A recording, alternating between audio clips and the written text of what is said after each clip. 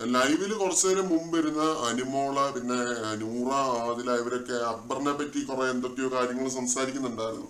അക്ബർ ഭയങ്കര സെലക്റ്റീവ് ആണെന്നാണ് പ്രധാനമായിട്ട് പറഞ്ഞുകൊണ്ടിരുന്നത്. അക്ബറിന് അങ്ങനെ എല്ലാവരോടും മിണ്ടാനോ ഇടപഴകാനോ ഒന്നും അറിയില്ല.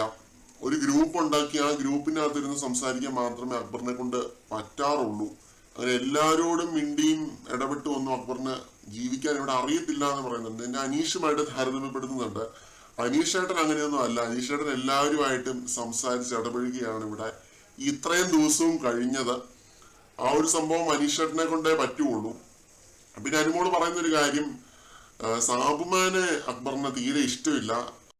അത് എത്രയൊക്കെ കൂടെ കൂട്ടിയെന്ന് പറഞ്ഞാലും പോസിറ്റീവ് വൈബാന്ന് പറഞ്ഞു കഴിഞ്ഞാൽ ഉള്ളിന്റെ ഉള്ളിലെ സാബുമാനോട് അക്ബറിന് വലിയ കാര്യമില്ല എന്നൊക്കെ ഉള്ള രീതിയിൽ ഇവര് സംസാരിക്കുന്നുണ്ട് കേട്ടോ. പിന്നെ ഇപ്പൊ നെവിനും അക്ബറും കൂടി ഇരുന്ന് എന്തൊക്കെയാണ് സംസാരിക്കുന്നതെന്ന് ഒരു ഐഡിയയും കിട്ടുന്നില്ല. അവര് എന്തൊക്കെ കാര്യങ്ങളായിരിക്കും സംസാരിക്കാൻ നമുക്കൊന്ന് ഊഹിക്കാൻ പോലും പറ്റത്തില്ലെന്നോ അങ്ങനെ എന്തൊക്കെയോ പറഞ്ഞ് ഭയങ്കര നെഗറ്റീവ് രീതിയിലുള്ള സംസാരമാണ് കേട്ടോ മൂന്ന് പേരും. പറയാതിരിക്കാനായിട്ട് പറ്റത്തില്ല. ഇങ്ങനെ ആര് ദുഷിപ്പ് പറഞ്ഞാലും എനിക്കത് കാണുമ്പോൾ നെഗറ്റിവിറ്റിയാണ്. അത് ലൈവിനകത്താണെങ്കിലും അതെ, എപ്പിസോഡിനകത്താണെങ്കിലും അതെ, ബിഗ് ബോസിനകത്ത് ഇങ്ങനെ ഇരുന്ന് ദുഷിച്ചിട്ട് കാര്യമൊന്നുമില്ല. നമ്മൾ നേരിട്ട് പോയി നിന്ന് വഴക്കിടുക എന്നുള്ളതാണ്. ഇന്ന് രാവിലെ തൊട്ട് തുടങ്ങി പിണങ്ങിയിരിക്കുകയാണ്. നെവിനാണെങ്കിലും അക്ബർ ആണെങ്കിലും ഇവര് മൂന്ന് പേര് ആരുമായിട്ടും അങ്ങോട്ടും ഇങ്ങോട്ടും സഹവാസമേ ഇല്ലായിരുന്നു ലൈവിനകത്ത്. അതാണ് ഇന്ന് വഴക്കോ കാര്യങ്ങളോ ഒന്നും ഇല്ലാതിരുന്നത്. വീട് എത്ര വലുതാണെന്ന് പറഞ്ഞാലും സഹവാസം ഇല്ലാതെ ആ വീടിനകത്ത് എത്ര കാലം ജീവിക്കാനായിട്ട് പറ്റും? ഇവർക്ക് ഒരു ദിവസം മിണ്ടായിരിക്കാനായിട്ട് പറ്റും, അടുത്ത ദിവസം ഒരു മിണ്ടിയേ പറ്റൂ. അതാണ് എനിക്ക് അക്ബറിനോടാണെങ്കിലും അനുമോളോടാണെങ്കിലും എല്ലാവരോടും പറയാനുള്ളത് ഇത് തന്നെയാണ്.